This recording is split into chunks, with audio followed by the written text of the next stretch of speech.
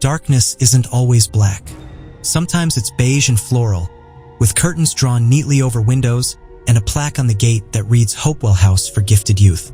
That's what I remember thinking the first time I saw the file. It wasn't supposed to be anything, just a folder in a stack of 6, part of my quarterly review assignment for closed institutions. A box to check, a formality fulfilled. I was working in child welfare for the state of Virginia, mostly post-adoption audits, compliance reports.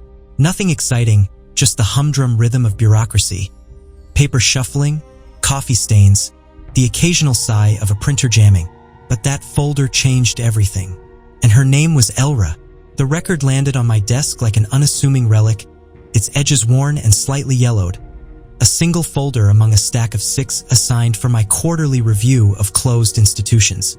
It bore the name Hopewell House for Gifted Youth in crisp, typed letters across the top, dated 1983, a year etched in my memory as one of those distant markers of a past I'd only read about.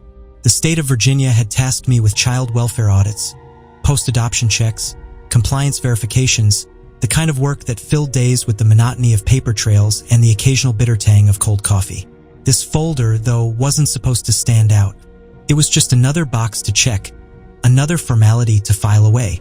But the moment I opened it, the air in the room seemed to shift, as if the dust motes suspended in the light held their breath. The record stated she, Elra, was placed at Hopewell House in 1983, her age listed as unknown. No last name accompanied her first, no birth certificate to anchor her existence, no prior placement file to trace her journey. All that remained were a single photograph, its edges curling with age, and a half-page progress report, its text sparse yet heavy with implications that gnawed at the edges of my understanding. I'd spent years sifting through similar documents, each one a mosaic of bureaucratic language, some coldly detached, others oddly cryptic, like the state's attempt to cloak human stories in sterile terms. But this report struck a different chord. The phrases leapt off the page, their ink faded to a ghostly gray but their meaning undimmed. Responsive to reconditioning glared back at me, a term that suggested not care but correction, a process imposed rather than nurtured. Marked for internal evaluation followed its ambiguity-chilling evaluation for what? Improvement, perhaps, or something more sinister, something hidden beneath the surface of those words. I leaned closer, the paper crackling under my fingers, the scent of old ink and musty archives rising to meet me. Who marks a child for evaluation and strips away the dignity of a last name? The omission felt deliberate, a thread snipped before it could unravel into a fuller picture, leaving me with more questions than answers. It wasn't just an oversight. It was a choice, a calculated erasure that hinted at secrets buried deeper than the file's thin pages suggested. The photograph was the first tangible piece, a black and white snapshot that seemed to resist the passage of time with its stubborn silence. I held it up to the light, the paper bending slightly under my grip, revealing a little girl standing in a hallway, her arms folded tightly across her chest as if trying to shield herself from the world, or from the lens capturing her. Her posture was rigid, almost statuesque, a stillness that felt unnatural for a child. Her eyes, dark and unblinking, stared directly into the camera, devoid of curiosity or defiance, carrying instead a weight that seemed to pull the oxygen from the room. I squinted, tilting the image, searching for context in the grainy background. Behind her, the hallway stretched into shadow, its walls lined with peeling paint and a single door at the far end. Unremarkable at first glance, but heavier than it should have been, its surface marked by the faint outline of a keypad. A keypad in a children's care home in 1983? The anachronism jolted me, a crack in the otherwise polished facade of the file. I rubbed my eyes, the strain blurring my vision, but the image persisted, whispering of something controlled, something locked away. The progress report offered little clarity, its brevity a stark contrast to the weight of its contents. It detailed her placement with clinical detachment. Subject arrived with no identifiable history, initial assessment pending reconditioning protocols. The language was clinical, almost mechanical, as if she were a specimen rather than a child. Responsive to reconditioning appeared again, paired with notes about her compliance levels, her ability to adapt to structured silence, and her occasional lapses into what they called unprompted symbolic behavior. The phrase marked for internal evaluation recurred, underlined once in a shaky hand, suggesting urgency or concern, or perhaps a directive from someone higher up. I traced the lines with my finger, the paper rough against my skin, and felt a knot tighten in my chest. Who decided she needed evaluating, and why? The absence of a last name wasn't a clerical error.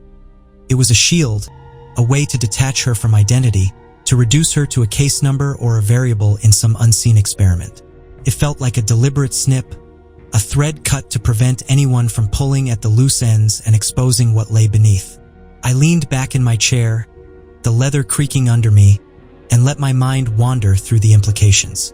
In my years with child welfare, I'd seen files with missing data, lost records, untraceable origins, but never with such precision in what was omitted.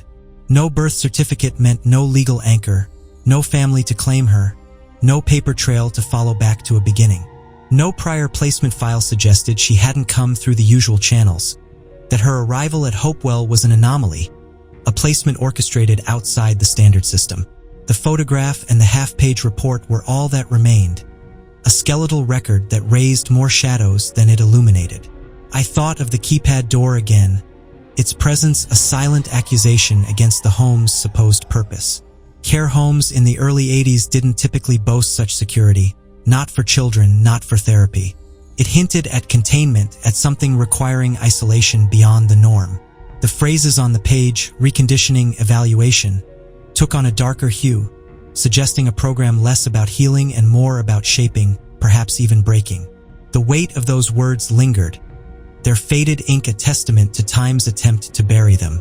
Responsive to reconditioning implied a process, a systematic effort to mold her behavior, to erase whatever she had been before and replace it with something compliant, something controlled.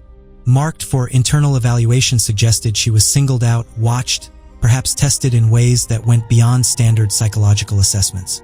The lack of a last name became a symbol of that erasure, a child stripped of heritage, of lineage, reduced to a first name and a file number, her identity a blank slate for someone else's design.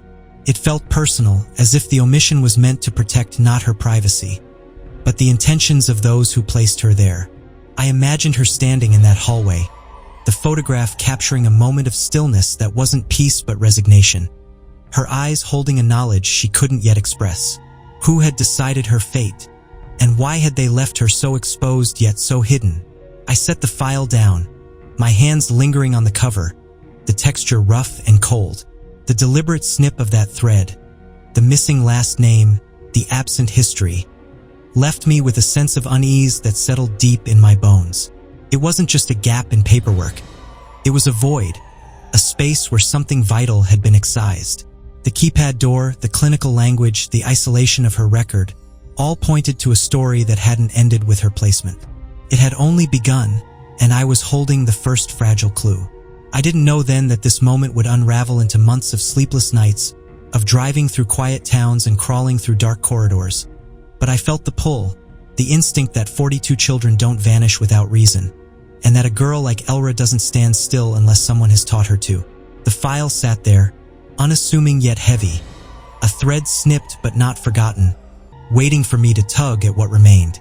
The photograph was black and white, badly faded, as if time itself had tried to erase it. A little girl stood in a hallway, arms folded across her chest like she was trying to disappear into herself.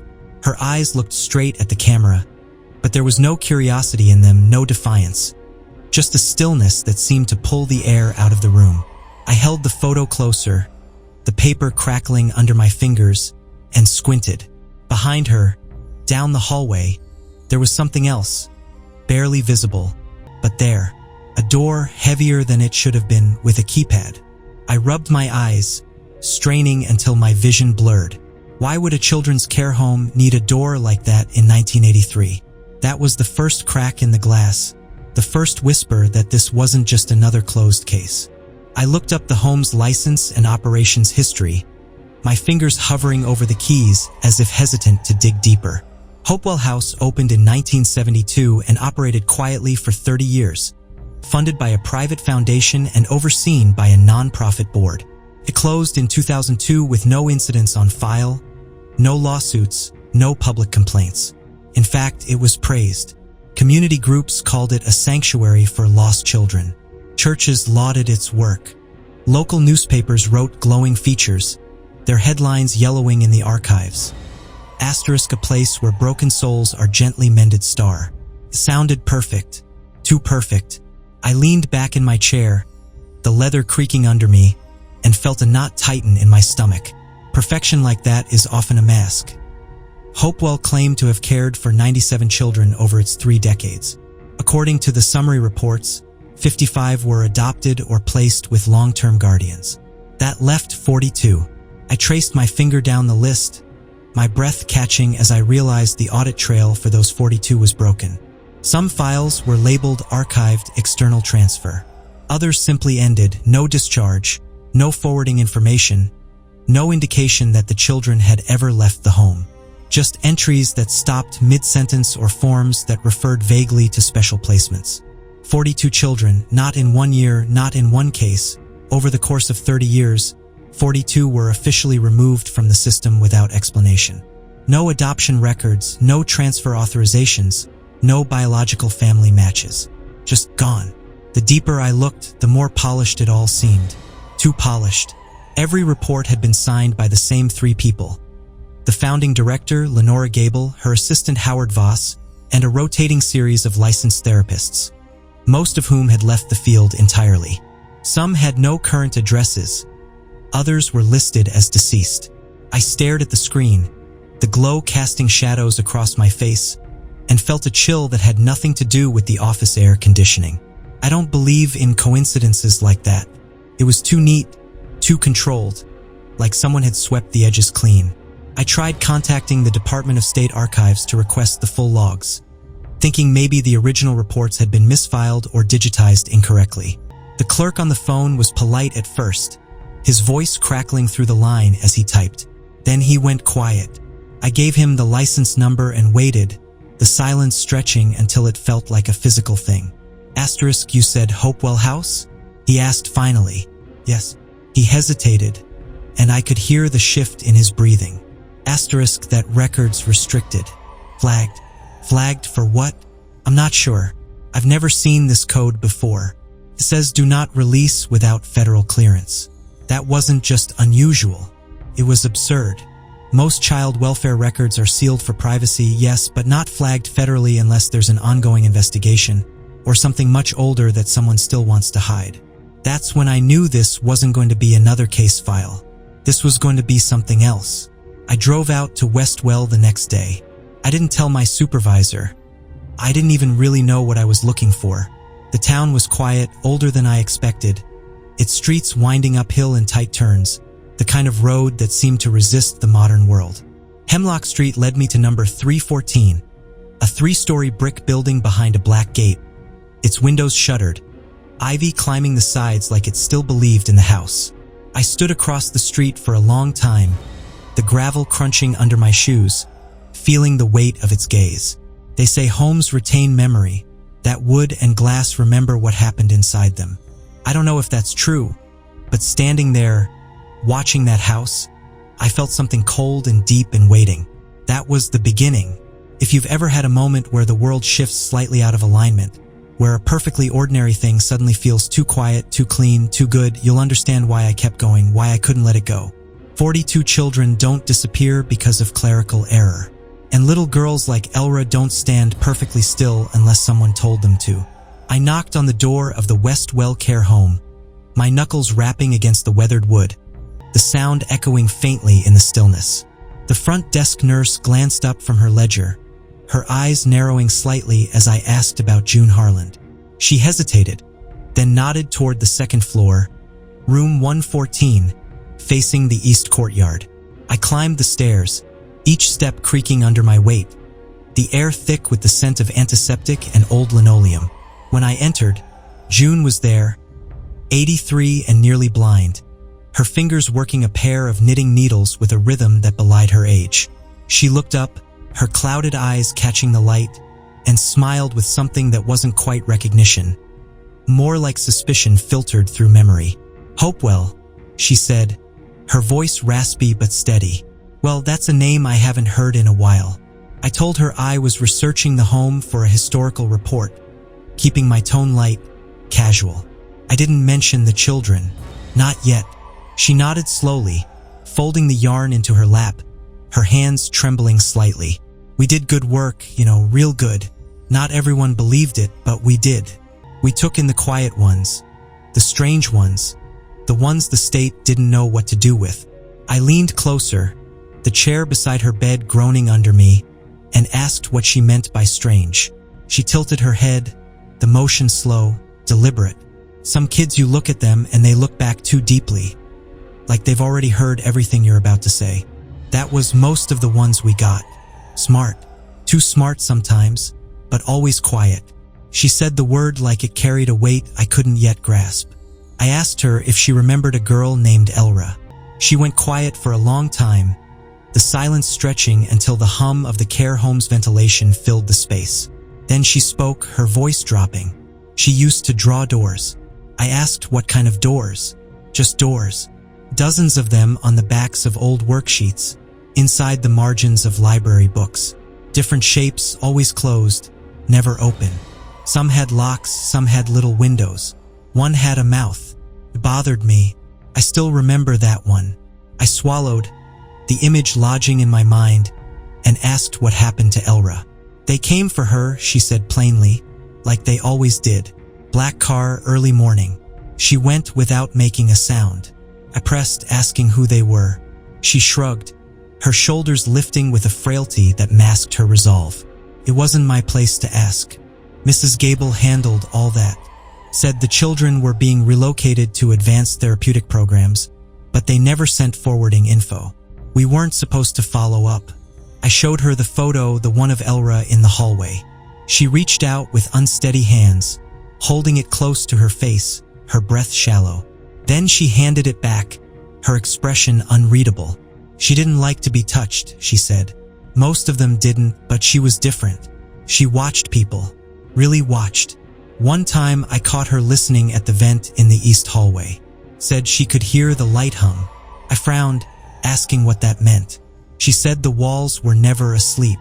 The east hallway again, same as in the photo. I asked if there was something unusual about that part of the house. Her voice dropped slightly, a whisper against the hum of the room. It was colder. I leaned in, asking if there were rooms down there. Not for us, she said. Not for the staff. That wing had special use. Only Mrs. Gable and her assistants went there. Sometimes Mr. Voss, too. The rest of us were told to clean around it, but never inside. I didn't argue. I liked my job. There was a long pause, the air growing heavier.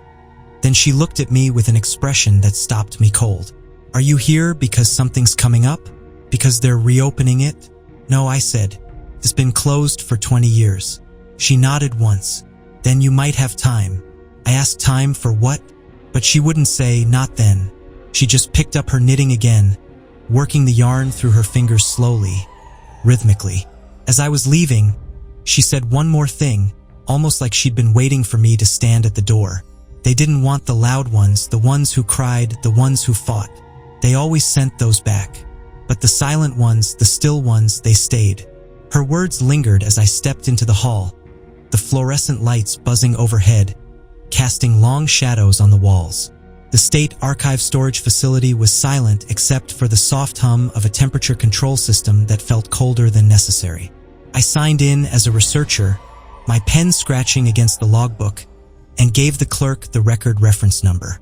She brought out a single gray box labeled simply Hopewell House Supplemental Media 1981 to 1987. Inside were cassette tapes, dozens of them, each marked with a date and a session number. Most were labeled with generic names, asterisk session 4, subject B asterisk, session 19, group recall. But one stood out, a handwritten label, faded to brown, asterisk session 9, Elra Star. I felt my pulse quicken as I carried the box into a listening room, an old office with a desk, a tape deck, and a broken ceiling light that flickered twice before staying dead. I sat, slipped on the headphones, and pressed play. The tape clicked, a faint hiss, then a man's voice calm, too calm. Elra, what color is the silence today? There was a pause, then a child's voice, barely above a whisper. Gray. The man's voice again. And when the silence turns to water, what do you hear? Another pause, then my name, but not out loud. I frowned, adjusting the headphones, catching a mechanical sound in the background. A low whir, maybe a fan, maybe a machine. Elra, where is the door today? The child hesitated longer this time. Her voice came back flat. Even in the ceiling. Do you still hear the humming? Yes. Is the humming inside or outside? Yes. There was silence, the tape crackling. Then I heard something unexpected. Footsteps. A shift in tone. Not a clinical session anymore. Elra, we need to go again. No, Elra. I don't want to disappear again. The man's voice tightened. You won't disappear. You'll become clear. The last sound was something metallic. A door, maybe, followed by a sharp, sudden scraping noise, then the unmistakable click of the tape stopping. It had ended abruptly. No tone, no fade. I sat for several minutes, the words replaying in my head like they were still vibrating through the wire. You'll become clear. This wasn't therapy. It wasn't even education. It was something else, something structured, ritualized, predictive. And Elra, in her own quiet way, had known it. I took the tape and brought it to the front desk, telling the clerk I needed to borrow it under investigator authority. She handed me the release form without question. As I signed, she looked at the label on the tape and said almost absently, we get researchers on that collection every few years. Not many, but the ones who do never come back for more. I asked who they were. Out-of-state contractors, a couple of psychologists once. One man who said he was writing a book. We never heard from him again. I took the tape back to my car, locked the doors, and sat behind the wheel for nearly an hour before I could drive. There was something about her voice that stayed with me. The steadiness, the absence of fear, not numbness, something sharper, like she'd accepted something long before the adults around her realized what they were doing. Later that night, I transferred the audio to a digital file and listened again. This time, I noticed something else. Faint under the mechanical hum, a second voice, not the man, not Elra. Barely audible, almost like a whisper behind the wall. I looped it, boosted the gain, played it backward. It said, in perfect cadence, the vessel knows. The words hung in the air, and I knew I couldn't stop now. Architectural records aren't usually dramatic. They're measured, neutral, filled with dimensions and compliance codes, the kind of thing that lulls you into a rhythm of lines and numbers. But sometimes the absences say more than the lines. I pulled the original blueprints for Hopewell House from the county building archives, dated 1971, filed 6 months before the institution opened its doors. The structure matched what I'd seen. 3 floors, 12 bedrooms, common areas, a basement for storage and utilities. Everything looked normal, symmetrical, predictable, the kind of design that could have been stamped out by any architect's hand. But in the 1985 renovation documents, there was a discrepancy. The plans had been updated to include a second staircase and additional mechanical storage beneath the east wing. A small note in the margin read, per private client request, secure access only. It wasn't coded for public occupancy. It had no emergency exit markers. It was drawn, labeled, but not named. That kind of addition doesn't just happen without a reason. And it certainly doesn't happen in a state-monitored care home unless someone wanted it hidden in plain sight. I visited the building inspector who'd signed off on the modifications, retired now, living in a 1-story ranch house just outside Westwell. His name was James Tucker, and he answered the door with a cup of tea in one hand, the steam curling upward in the cool morning air, and a look of practiced suspicion etched into his lined face. Hopewell, he said when I asked, his voice gravelly from years of disuse. You're the second person to ask me about that place in 20 years. I asked who the first was. He took a sip of tea, the cup clinking softly against the saucer, and didn't give a name. Said he was with a religious foundation, wanted copies of the same records I was looking at now. I showed him the blueprint, the secure access area circled in red ink. He traced the lines with his finger, slow and deliberate, then tapped the spot. They called that the observation garden. At least that's what Gable told me. Was there a garden? I asked, My voice steady despite the unease creeping up my spine. No, it was concrete, reinforced. I remember because they had us pour 2 layers with insulation between, temperature-controlled too. No windows, just artificial light vents in one drain. He paused, his eyes drifting to the horizon, as if the memory carried its own weight. I asked why they needed such extreme climate regulation. They said it was for medical storage. I didn't believe them, but it wasn't my call to make. I pressed, asking what it looked like inside. Didn't go in after it was finished. They locked it up tight. Only 1 key card system at the time. I just signed the electrical report. I showed him a still from Elra's session tape, the door frame eyed enhanced from the background, its metal grain stark against the faded image. He stared at it, then nodded. That's the one, same door we installed for the garden. I remember the metal grain. There was no official mention of an observation garden in any document tied to Hopewell's licensing. The phrase appeared nowhere in state inspection records, nor in the nonprofit's annual summaries. But on the blueprint margin, in the faded pencil of a contractor's note, was the same phrase written 3 times. Asterisk garden asterisk, behavioral garden, private access garden, vessel use only. I photographed every inch of those blueprints, the flash of my camera illuminating the dusty room, knowing I couldn't get back into Hopewell House without drawing attention. The property had been sold to a private entity in 2004, another nonprofit linked to a medical trust out of Boston. No activity had been recorded since 2011, but the land hadn't been repurposed. The house stood untouched, unrenovated, preserved, waiting. I drove out again that night, the sky heavy with clouds, the streetlights flickering but not holding. The gate was chained, but the side fencing had collapsed behind an overgrown tree, its branches clawing at the air. I parked 2 blocks away and walked through the brush, keeping low, the wind carrying that dry electric smell that comes before a storm. I stepped through the breach and crossed the lawn slowly, eyes on the windows. Most were boarded. One wasn't. A pane on the lower level near where the east wing dipped beneath the ground had fractured inwards, as if from pressure inside. I reached it, crouched, and listened. At first, silence, then faintly behind layers of brick and time, I heard something impossible. The soft hum of fluorescent light, still on, still humming. The glass cracked further under my hand as I eased the broken pane outward, careful not to let it shatter. The opening was small, just enough for someone my size. I slid through, landing on a cold concrete floor, slick with damp, the air sharp, dry, laced with something metallic like sterilizer left too long in a sealed room. I crouched, waiting, listening. No alarms, no footsteps, just the ever-present hum of fluorescent lights.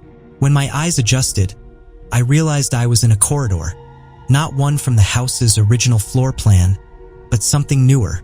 The walls were smooth, recently painted at some point, white and antiseptic. The floor wasn't wood or old tile, but linoleum stitched into sections like a hospital wing. I moved forward slowly, the air growing colder with each step, the hum vibrating through my chest. The hallway led to a central room, round, windowless, with a single chair bolted to the floor and a small table beside it. The light overhead buzzed louder here, the air still, the kind of stillness you don't notice until your ears stop adjusting. Against the far wall was a metal cabinet with a rusted latch. I opened it, the hinges groaning, and inside were papers, lots of them. Folders without names, just numbers. V08, V12, V19, each containing a single sheet with columns labeled session date, stimulus type, response level, and compliance threshold. They were logs, test records, not medical, behavioral. Some entries had red ink notations, asterisk audio aversion reduced, maintain dosage star. Others were less clinical, asterisk subject no longer responds to name. Progress. Subject attempted nonverbal escape during RAM disruption star. Near the bottom of the pile was a smaller notebook, worn, bound in cloth. Not official, not formatted. Handwritten. The first page simply said garden book. The rest were sketches, dozens of them, rough pencil drawings, all of the same theme, doors. Some ordinary, some strange. One was a perfect match for the reinforced metal door from the blueprint. Others had intricate designs. Keys hidden in the frame, bolts shaped like eyes, latches drawn open with arrows pointing inward. One page near the center stopped me cold. It was a child's drawing, crude but unmistakably hers. A girl sitting in a chair facing away from the viewer. In front of her was a wall covered in televisions, dozens of them, and on each screen was a different version of the same thing, her face watching back. Below the drawing, in a child's handwriting, they make us watch ourselves. At the bottom right corner, in smaller print, was a name, Elra. No last name, just that, as if she didn't need anything more. I flipped the page. The next image was more disturbing. A room, children sitting in rows, hands folded, a figure at the front, faceless, pointing to a blackboard filled with symbols. Some I recognized from early religious texts. Others I'd only ever seen in fragmented cult materials. In the corner of the page, written diagonally, * don't listen. Listening makes you stay star. I put the notebook in my bag. There was no time to read further. Beyond the room, a narrow passage led deeper. The lights flickered once, twice, then stabilized. I counted each step, 13 to the next door. It was ajar. Inside was another room, smaller, empty except for a mattress on the floor and a mirror on the wall. Not hung but embedded like a two-way observation panel. Across from it, something had been scrawled in charcoal. * the still ones float star. Beneath it, in the same charcoal, was a drawing of 5 figures, childlike, faceless, hovering above what looked like rows of closed doors. I reached for my phone to take a photo. As I raised it, the light above me buzzed again and then turned off, not flickered, off. Complete dead silence until something moved in the hallway behind me. The hallway behind me was narrow and empty, or had been.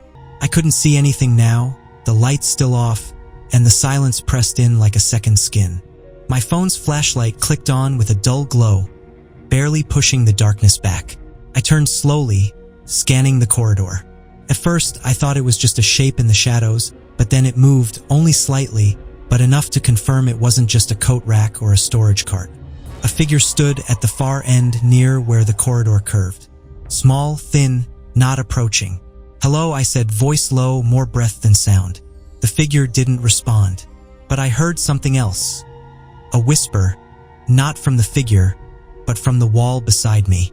A thin line of air moved through the cracks, and in that breath was a voice, soft and broken, like someone remembering how to speak. "Are they gone?"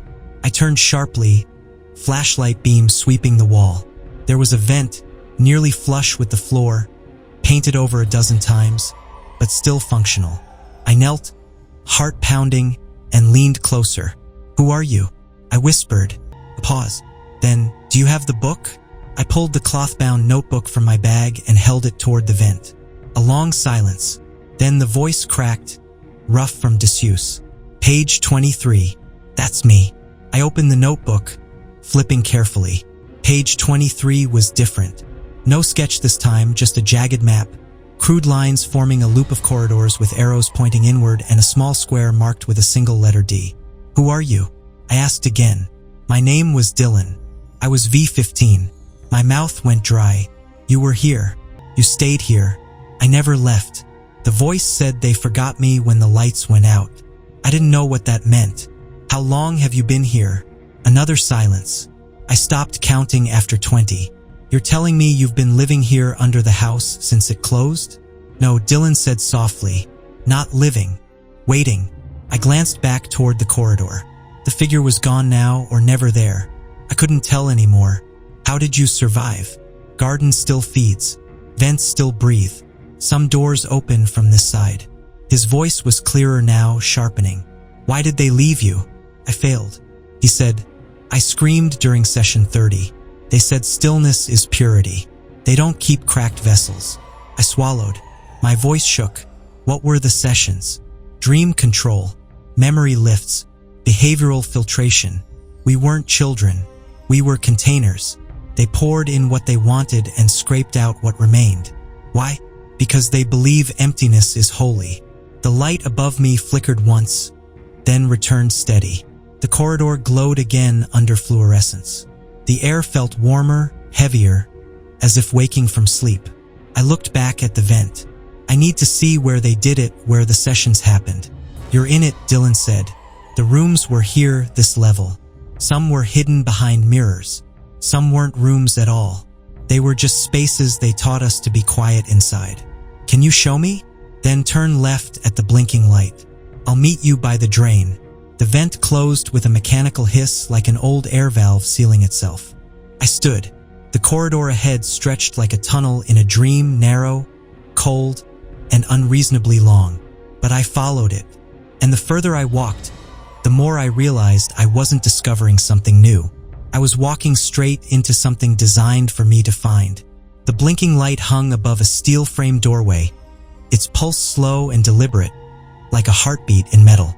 I followed it, my footsteps echoing too sharply on the linoleum floor, each sound bouncing off the antiseptic walls. Every turn in the corridor felt intentional, as if the place was designed not just to contain bodies, but to disorient the mind. At the end of the hallway was a pressure door, newer than the rest, with a fingerprint pad beside the handle, now long dead. But someone had wedged the lock open with a rusted wedge of metal. I pushed, the door groaning as it opened, the hinges protesting with a sound that cut through the silence. The room beyond was circular, its walls lined with soundproofing panels arranged in a strange symmetrical pattern, the texture rough under my fingertips. In the center stood a single chair bolted to the floor, flanked by 2 upright lights and a tripod-mounted camera. All of it looked untouched, like someone had just stepped out between sessions.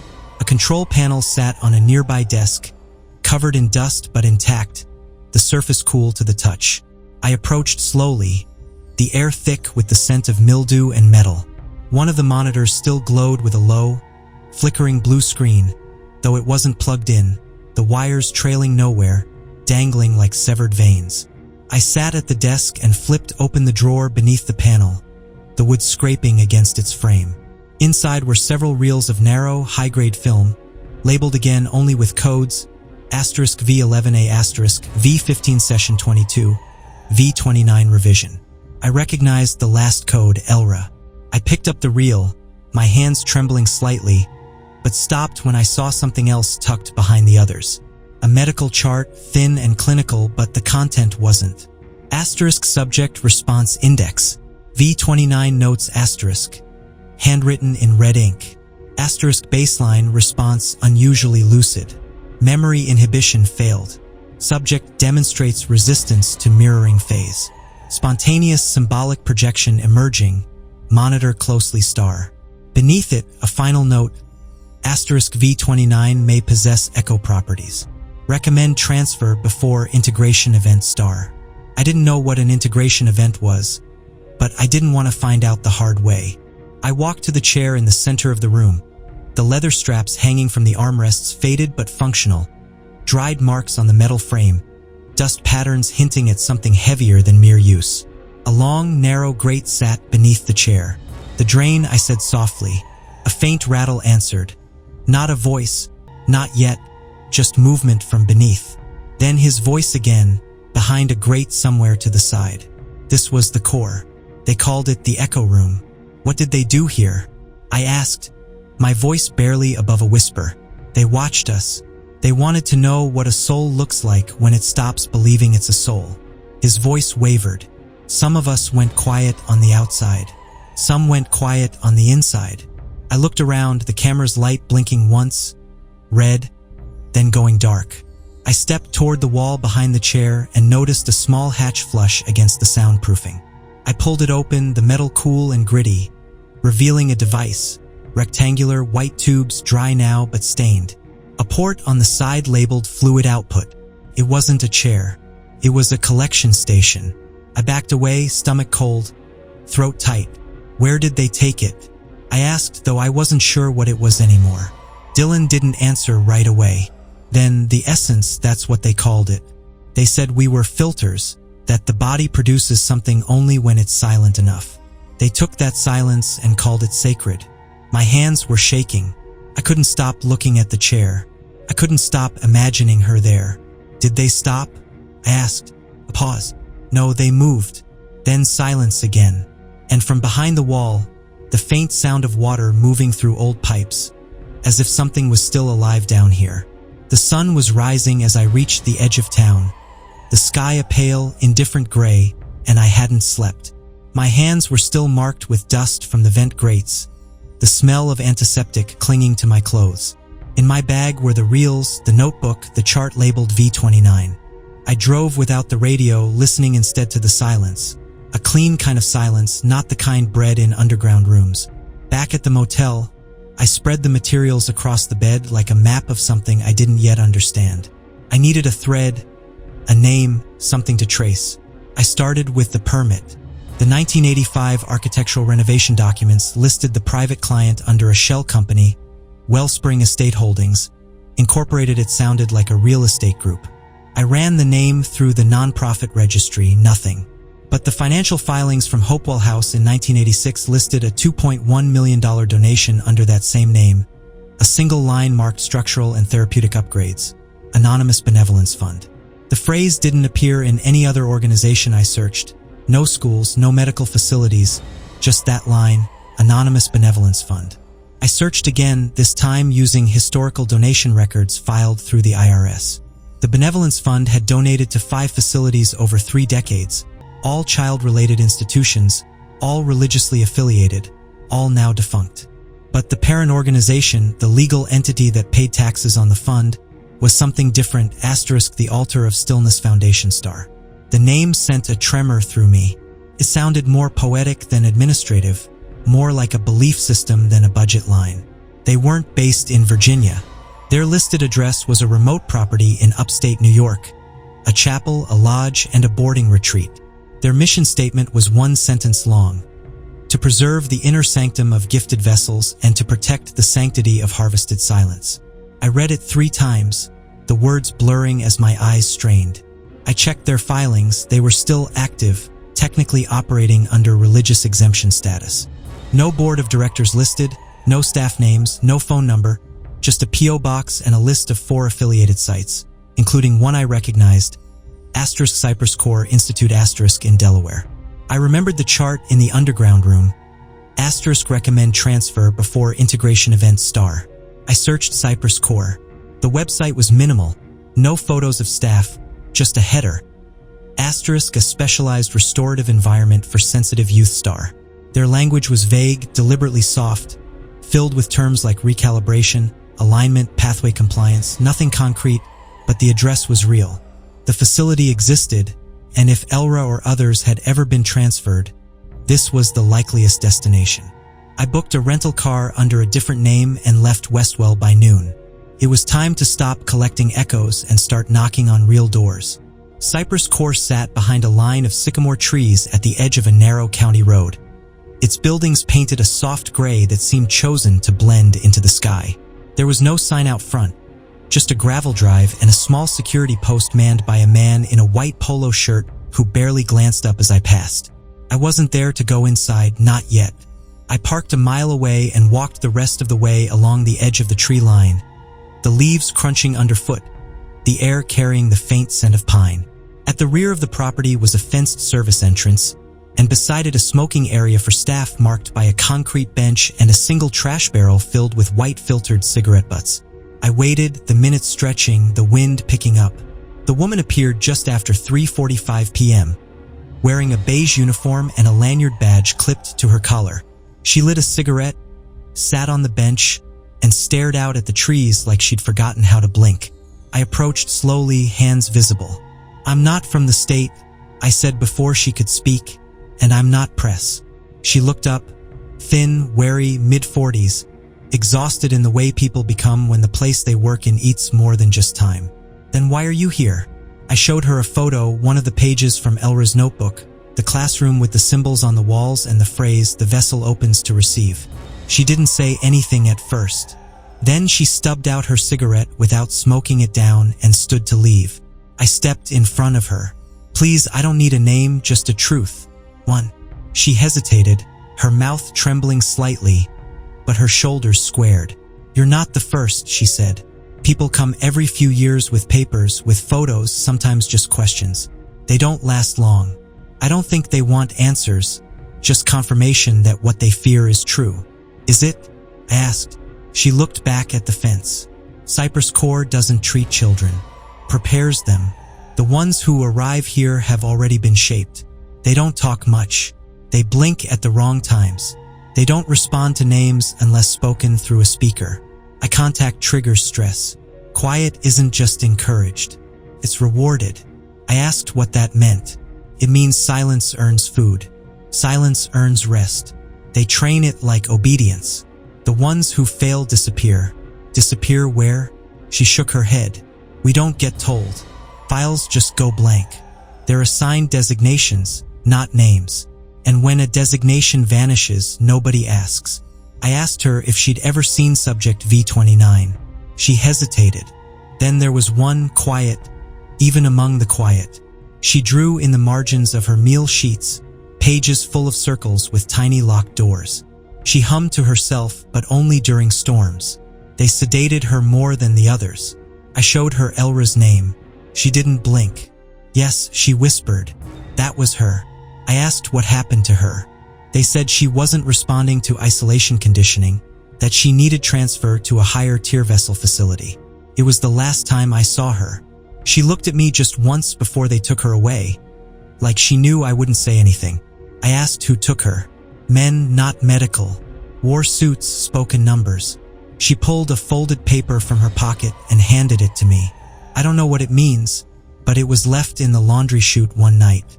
No one claimed it. I didn't show it to anyone. Maybe I should have. I opened the paper. It was a list, codes, locations, what looked like dates, but one line stood out, marked with an asterisk, asterisk V29. Haven threshold scheduled 11:3 *. The woman looked away. I shouldn't have told you. If they find out, they won't. I said, you never saw me. She lit another cigarette. This time, she smoked it. As I walked back through the woods, I kept hearing the phrase echo behind my ribs. Asterisk Haven threshold *. And a date which was only 4 days away. I didn't go back to the motel. I drove straight to the edge of the state line, parked at a rest stop, and spent the next 5 hours cross-referencing everything I could find on the phrase. It didn't appear on any public registry, no official records, no corporate documents, but in a scanned PDF of an abandoned court deposition from 1996, I found a single sentence in the footnotes. Subject was reportedly relocated to Haven Threshold for final phase alignment per Foundation directive. The Foundation was named earlier in the report, asterisk the Altar of Stillness *. The location was never disclosed, only referenced as Northern Facility, elevation critical. That was enough. I pulled elevation maps for every parcel of land registered to shell companies linked to the Foundation's tax records. One stood out, a private property in the Catskills spanning 1,200 acres, registered under a holding firm called Aurora Sanctuary Trust. It was remote, no public access, no listed structures, but satellite imagery showed otherwise. At the top of the ridge was a cluster of buildings, symmetrical, modern, built around a central courtyard shaped like an eye. And near the edge of the forest line, barely visible, a long concrete path leading to a single structure isolated from the rest. No driveways, no access roads, just a narrow footbridge across a ravine. The metadata from the images showed something strange, a time delay between captures. One frame showed nothing but trees. The next, 2 months later, showed the facility fully built, as if it had appeared overnight. I called Julian, a freelance investigative reporter I'd worked with once before, someone who owed me a favor. You still in New York? I asked. Until someone throws me out, he said. I need help. I gave him the coordinates, told him I'd meet him in 20 hours and that what we were chasing might not just be a story. He didn't hesitate. I'll bring my gear and water. I left at first light, the drive taking nearly 10 hours. Every mile up the mountain seemed to pull the air thinner, quieter, like the altitude filtered out everything loud, everything human. I met Julian at a pull-off point just below the ridge. He looked the same, unshaven, sharp-eyed, tired in the way truth seekers always are. He showed me the drone footage he'd taken earlier that day. The facility was active. Figures in white moved between buildings. A convoy of 3 black vans had arrived just that afternoon. No markings, no license plates. The timestamp was today, November 1st, 2 days before the transfer scheduled for V29. We watched the footage in silence. Then he looked at me. What exactly is this place? I told him what I knew about Elra, about the observation garden, about the phrase I kept hearing in every room I entered, written in every notebook, whispered behind every mirror. Asterisk the still ones float star. Julian said nothing, just packed his gear and checked the batteries in his cameras. We'd go at nightfall and we wouldn't knock.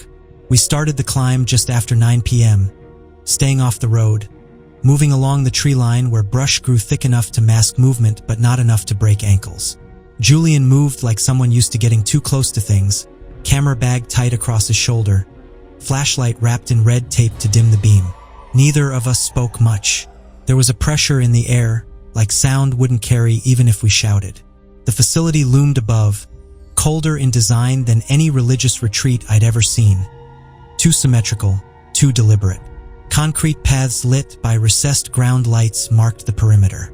We avoided them, circling around toward the structure furthest from the center, the one we'd seen on the satellite images, isolated almost an afterthought. The back entrance was locked, no surprise, but the side ventilation grate had already been loosened. Julian shone his light briefly. Someone had tampered with it before.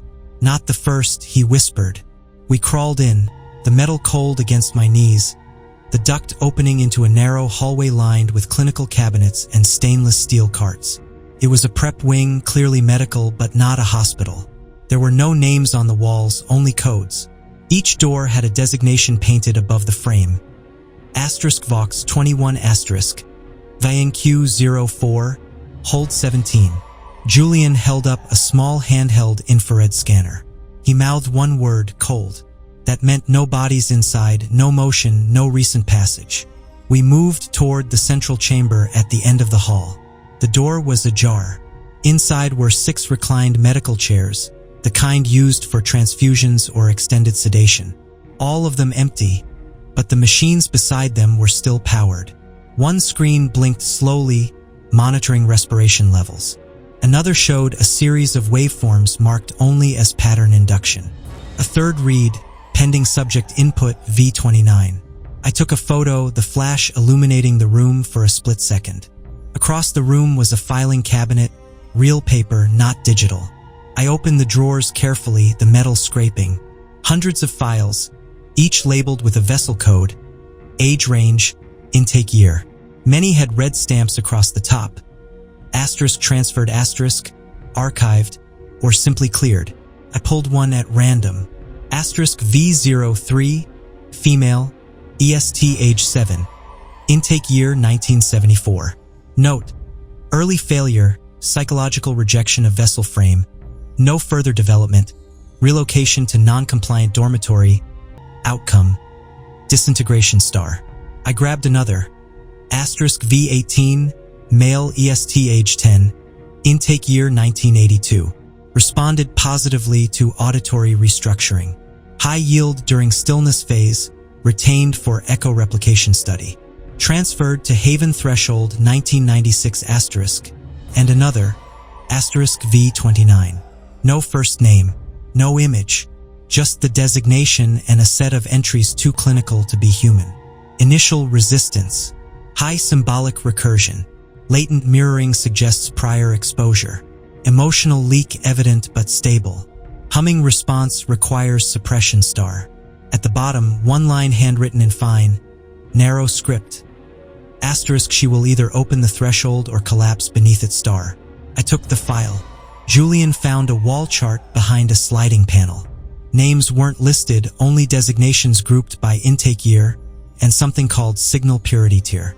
There were tiers marked alpha, beta, and delta, but only one tier labeled omega had a single name under it, asterisk V29 star. Below it, one date, the one we already knew, November 3rd. I looked at Julian.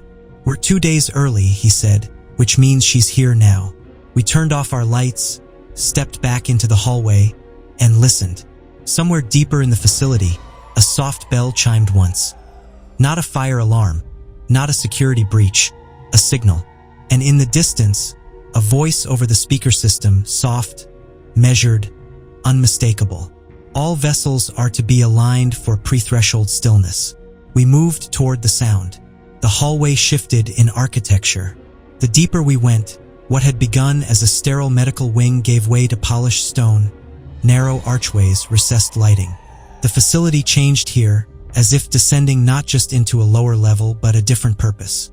The walls bore no signage now, just simple circular patterns embedded into the concrete, each one subtly different. Some resembled crop markings. Others were more ancient, drawn from traditions older than language. The air was warmer, touched with incense and something faintly metallic. The hum beneath the floors had returned. Not the mechanical hum from before, but something deeper, like breath, slow and rhythmic. We heard voices, not conversation, not chaos, chanting. Not loud, not frenzied, controlled, repetitive, and not in any language I recognized. We followed the sound through a side corridor that led to a chamber lit only by candlelight. The air was heavy with heat. There were rows of chairs arranged in a circular formation around a shallow pit in the center. And in that pit, figures in white robes moved in quiet patterns, guiding children vessels into place. They stood still, barefoot, dressed in identical pale fabric. No one restrained them. No one needed to. They didn't look up. They didn't speak. They didn't blink. Elra was the last to enter. I recognized her before I should have. She was taller now, her hair longer, drawn into a low braid, but the stillness was the same. The eyes not afraid, aware. She walked to the center of the circle and sat cross-legged, hands resting on her knees. A man in a dark suit, not robed, stepped forward and stood behind her, his voice carrying across the chamber, though he barely raised it. V-29 has arrived at threshold alignment, the final vessel. The mirror must remain steady. Julian raised his camera, but I stopped him. They hadn't seen us yet, or maybe they had, and we simply didn't matter. I counted 13 children in the circle, 12 surrounding Elra. Each one of them swayed slightly, like grass in wind that wasn't there. The man in the suit began to read from a book, thick, bound in what looked like raw fabric, the symbols inside matching those we'd seen carved into the walls. He turned the page and raised his hand.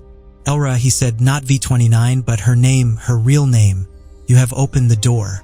You have carried stillness through the vessel. Are you ready? She didn't speak. She nodded once, and then she opened her mouth, but no sound came out. Instead, the other children responded. Each one began humming low, unified, a tone that wasn't beautiful, but perfect in its dissonance. It filled the room like pressure, like altitude. Julian staggered slightly. I felt it too, a vibration behind the ribs, in the eyes. This wasn't performance. This was structure. From behind the altar, a second figure stepped forward. Older, tall, hair white but posture sharp. I knew his name before he spoke it. Dr. Elias Shepherd. His voice was quiet but final. The convergence begins. I grabbed Julian's arm. We have to stop it, I whispered. He looked at me. How? I didn't have an answer, but Elra looked up, directly at us, and blinked. Once, as if she'd known we were there all along. She blinked again just once, but it was deliberate, measured, not part of the ritual, not reflex. It was a signal. Julian saw it too.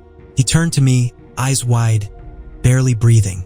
She knows we're here, he whispered. The humming grew louder, deeper. It no longer sounded like breath. It sounded like containment, like something was being held just beneath the surface of the stone floor, waiting for the right tone to rise. We moved slowly, ducking behind the stone columns that lined the chamber's edge, using the flickering candlelight as cover. No one looked away from the circle. Not the robed attendants, not the children, not Shepherd, but Elra did. Her gaze shifted subtly as we moved, tracking us with the periphery of her vision. When we were just 10 feet from the outermost edge of the ritual ring, she dropped her hands to her lap and opened her right palm. There was something in it, folded, a small slip of paper. I moved closer, the air between us pulsing with the weight of the humming. Julian stayed just behind me, covering the rear, camera forgotten now, hanging against his chest. Elra didn't speak. She didn't move. She simply let the paper fall from her hand, and it drifted toward the floor like something sacred. I caught it before it landed. It was a torn page from the notebook I'd found beneath Hopewell. The paper matched, the edges burned slightly, but the ink was new, still dark. The handwriting was hers. One sentence. Asterisk, if they silence us, listen louder, star. And beneath that, a crude drawing. A symbol I hadn't seen before, circular, split down the center, half filled with eyes, the other half with lines radiating out like light. A door, no knob, just the word disrupt. She wanted us to stop it. She wanted us to interrupt the ritual. But how? I looked around the chamber again. 12 vessels surrounded her. The 13th Elra was still. All of them were humming in harmony. And near the altar, hidden behind the candlelight, was a machine. Small, white tubes extending toward the pit in the floor beneath Elra's feet. I remembered the chair in the observation garden. The drain. It wasn't spiritual. It was technical. They were preparing to extract, not metaphor, essence. I signaled Julian, the machine. He nodded once, pulled a small blade from his side pouch and moved wide, circling the opposite side of the room. No one noticed, or rather, no one responded. Not yet. I reached the base of the pit and stepped inside the ring. Elra didn't flinch, but Shepard did. His voice changed just slightly, less controlled. We are not alone. The humming faltered. One child stopped. Another began to cry. The balance cracked. I crossed the final steps toward the machine, and Julian moved in from the other side, raised the blade and cut the central tube. The reaction was immediate. A low-frequency pulse shot through the room, like the sound of pressure escaping a sealed chamber. The candles blew out. The floor vibrated. The children fell silent. Elra exhaled, and for the first time, I heard her voice. Clear, low, human. Thank you. Then chaos erupted. The lights above us shattered one by one as the pulse tore through the chamber. The humming collapsed into fractured noise. Shouts, alarms, the shrill metallic scrape of something locking down. Julian grabbed Elra's arm, but she was already moving. She didn't run like a child. She moved like someone who had practiced escape in her mind 1,000 times. Follow me, she said. Her voice cut cleanly through the noise. It wasn't loud. It didn't need to be. The other children stood stunned, eyes wide, unmoving, as if they'd been left without instruction. The circle had broken, and without it, they didn't know what to be. We can't take all of them, Julian whispered. I know, Elra said, not looking back, but I left a crack for them. She led us toward the far end of the chamber where a concealed door had been pulled slightly open behind a tapestry, the fabric rough and dusty against my hand. Beyond it, a passage narrow, sloped, lit by red emergency bulbs. The air grew colder as we ran, and the deeper we moved, the more the walls returned to stone. Behind us, footsteps, heavy, uniform. Shepard's men, Julian said. He won't let you take me, Elra said. Not now. Not when they think I'm ready. What were they doing to you? I asked as we turned another corner, my breath ragged. She didn't answer right away. Then they weren't extracting anything. I looked at her. She was calm. Too calm. They were preparing me to receive. Receive what? She stopped in front of a reinforced door, palms flat against it, catching her breath. A mind, she said, a consciousness. Shepard's or someone above him. They call it inheritance. That's what the threshold means. One vessel leaves, another enters. Julian went still. You mean they're trying to transfer one person's mind into another body? It's not just the mind, she said. It's belief, memory, doctrine. They think the soul is architecture, and that if they build the right frame, quiet enough, empty enough, they can move their God into it. And you were the frame, I said. I was supposed to be. She turned the locking mechanism on the door. It hissed open. A service tunnel, old, cracked with time. No sensors, no sound. They failed before, she said. Every time the children burned, folded, went still forever. I lasted longer, because you're stronger. No, she said, stepping inside the tunnel because I remembered my name. Julian pulled the door shut behind us, the metal groaning under the strain. We ran. Somewhere behind us, I could still hear the alarms, still hear Shepard shouting commands in a language that was only half human. But up ahead, I saw moonlight cutting through broken stone and the sound of moving water. We were close and they were coming. The tunnel broke open near the edge of the ridge, just above a dried riverbed littered with old stone and fallen pine. Moonlight poured down across the clearing, and for a moment the world looked normal again. Just sky, dirt, and wind. Julian climbed out first, then pulled Elra through. I followed, lungs tight, hands raw from stone. We didn't stop moving. We didn't speak. Not until the helicopters appeared, not loud, but low, purposeful. 3 of them approaching from the north, searchlights sweeping over the treetops. Elra turned toward the sound, face unreadable. Julian raised both arms, camera slung behind him. I reached into my coat and pulled the GPS transmitter from my inner pocket. The one I'd activated 3 hours earlier, linked to an encrypted folder sent to federal contacts we hadn't dared notify directly. The photos, the film reels, the handwritten files, they had all gone up together. The first light hit us. Seconds later, boots on the ground. They came fast, voices sharp, uniforms dark but unmarked. Not local police, not soldiers. The kind of team brought in for things that don't exist on paper. Drop your gear. One of them shouted. I did. Elra, I said, it's okay. Let them see you. She stepped forward, hands raised slightly, her posture still impossibly calm. Shepard still inside, Julian said. So are others armed? At least 2 dozen. A man with a radio stepped closer. How many children? 12, I said. In the ritual chamber, sedated, conditioned, but alive. He gave the signal. The team moved. We were led to the extraction point just beyond the tree line, an unmarked van, 2 medics waiting.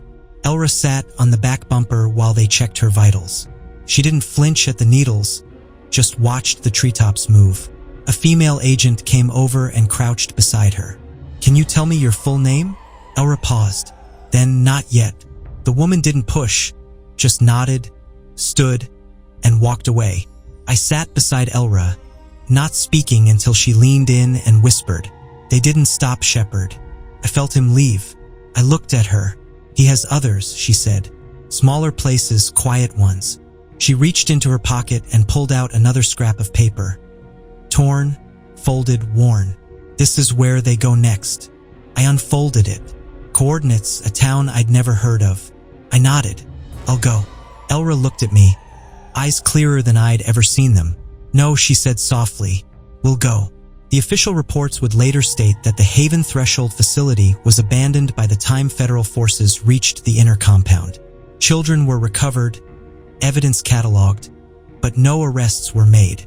Dr. Elias Shepard disappeared again, as did several members of the inner circle, but they didn't erase everything. They left behind proof, and they left behind Elra.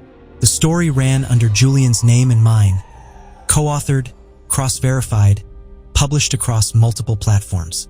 It was picked up by major outlets, then deconstructed by skeptics, then revived by survivors.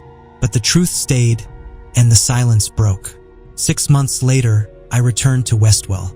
Hopewell House had been condemned, set to be demolished. But I walked the perimeter one last time, the grass damp under my shoes, the air carrying the scent of rain. At the back, near the cracked window I'd once climbed through, someone had painted a single sentence in red chalk. Asterisk, we are still here, star. I turned away, wind in my face, and somewhere not far behind me, a girl's voice whispered, listen.